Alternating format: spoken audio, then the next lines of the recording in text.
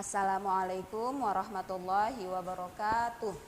Apa kabar anak-anak ibu hari ini? Ibu harap kita semua sehat-sehat ya semua. Meskipun dalam masa COVID, kita harus tetap semangat belajar.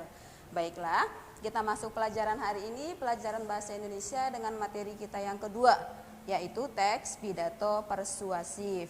Nah, yang kemarin kita bahas yang pertama teks laporan percobaan ya, masih tentang teks. Nah, kalau kita lihat dari segi arti, teks pidato persuasif.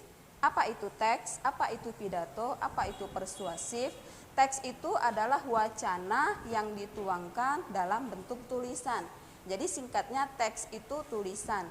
Kemudian pidato. Pidato itu adalah berbicara di depan umum. Kegiatan berbicara di depan umum untuk menyampaikan pendapatnya. Jadi intinya kegiatan berbicara, pidato. Nah, persuasif itu artinya kegiatan mengajak, mendorong orang lain untuk melakukan apa sesuai yang dia inginkan. Nah, berarti intinya persuasif itu mengajak, membujuk, mendorong orang lain, mengarahkan orang lain. Nah, itu 3 kata, teks, pidato, persuasif. Jadi kalau kita panjangkan, teks pidato persuasif adalah teks yang berisi pesan, arahan, atau bujukan di depan orang banyak sehingga orang yakin atau meyakinkan pembaca dengan apa yang kita sampaikan. Nah, itu dari segi pengertian teks pidato persuasif. Nah, sekarang kita lihat yang kedua dari segi tujuan. Apa tujuan kita membuat teks pidato persuasif? Sesuai dengan namanya, persuasif artinya mengajak. Persuasif artinya mengajak, membujuk, atau mendorong orang lain. Berarti tujuannya agar si pendengar itu yakin dengan apa yang kita sampaikan dan mau melakukan sesuai yang kita arahkan. Nah, itu tujuan dari teks pidato persuasif. Nah, kemudian kita masuk ke yang ketiga, yaitu struktur. Struktur teks pidato persuasif. Nah, dari segi strukturnya, yang pertama itu adalah pengenalan isu. Isu itu masalah, apa yang mau kita kemukakan, apa yang mau kita pidatokan. Nah, itu pengenalan isu. Biasanya isu itu pengenalannya berisi definisi. Pengenalan isu itu berisi definisi apa, materi apa yang akan kita sampaikan. Contoh misalnya, kalian mau menjelaskan tentang lingkungan, mengajak orang lain untuk membersihkan lingkungannya agar bersih, sehat, dan tidak banjir jika hujan turun. Nah, berarti yang pengenalan isunya di situ kalian harus jelaskan apa itu lingkungan.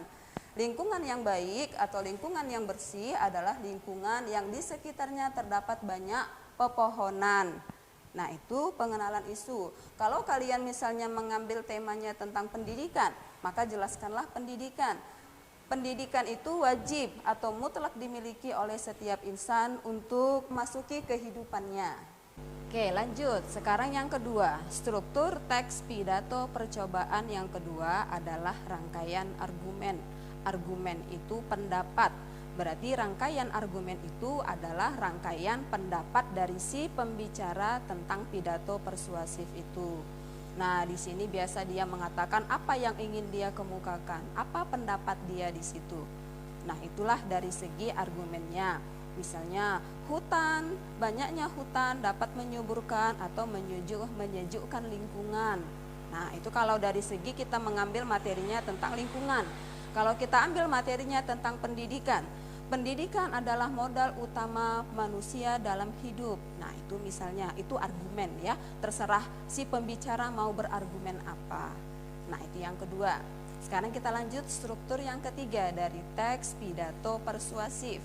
Yang ketiga adalah pernyataan ajakan. Inilah intinya dari teks pidato persuasif.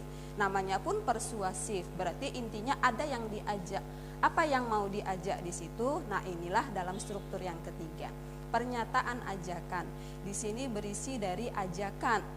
Ajakan, dorongan, arahan, atau pesan dari si pembicara kepada si pendengar. Contoh misalnya kalau kita berbicara tentang lingkungan, Apa ajakannya, apa persuasifnya. Marilah kita jaga lingkungan kita agar lingkungan kita bersih, kita pun sehat. Atau marilah kita tanam pohon agar tidak banjir jika hujan datang.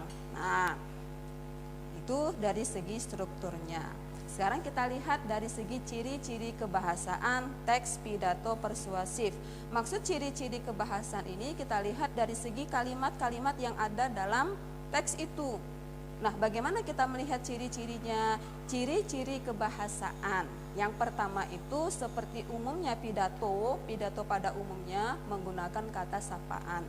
Misalnya, hadirin yang terhormat, hadirin ya nak, jangan pakai para hadirin, itu namanya mubazir.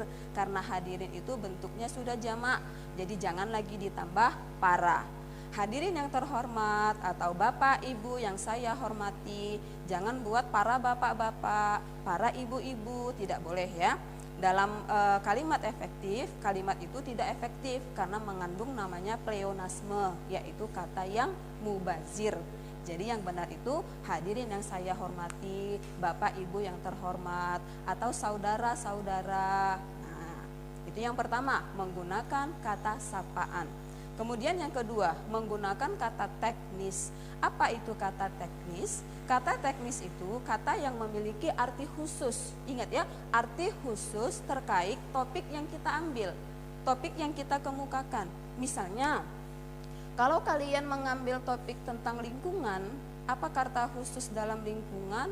Ya misalnya kata khususnya di situ kayak penebangan hutan, nah kemudian erosi, nah itu ada kata teknisnya. Kalau kalian mengambil temanya bidang pendidikan, misalnya kurikulum, dulu KTSP, sekarang K13, ada lagi dana BOS dan segala macamnya. Nah, begitu juga kalau misalnya sekarang orang banyak membuat teks pidato persuasif tentang pintar-pintarlah menggunakan media sosial. Nah, di situ apa kata teknisnya? Ya banyak ya, seperti yang kalian gunakan saat ini, WhatsApp, YouTube, apalagi Instagram. Nah, itu kata-kata teknisnya. Oke, sekarang kita lanjut yang ketiga. Ciri-ciri kebahasaan yang ketiga, menggunakan kata penghubung argumentatif. Kata penghubung istilahnya konjungsi. Argumentatif tadi kita bahas pendapat. Berarti konjungsi yang dihubungkan dengan pendapat. Itu biasanya jika kamu mengerjakan, jika kamu terus-menerus menggunakan HP atau jika kamu terus-terus memantengin HP, nah apa yang terjadi? Nah, itu misalnya tahu. Dengan demikian, itu kesimpulan dari si pembicara. Akibatnya, nah itu juga dari si pembicara konjungsinya. Oleh karena itu, oleh sebab itu, jadi itulah konjungsi-konjungsi argumentatif. Nah, lanjut. Yang terakhir, dari ciri-ciri kebahasaan teks pidato persuasif, menggunakan kata-kata rujukan. Memang biasanya dalam setiap pidato itu ada kata-kata rujukannya. Kata-kata rujukan itu kata yang berupa data yang diambil pembicara, kemana merujuknya. Nah, misalnya kata-kata rujukan berdasarkan data pemerintah, nah, seperti itu. Atau menurut pendapat si ini, nah, merujuk pada pendapat si ini, nah, itu menggunakan kata rujukan. Itulah materi kita hari ini tentang teks pidato persuasif.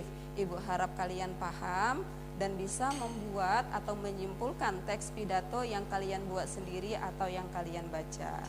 Assalamualaikum warahmatullahi wabarakatuh.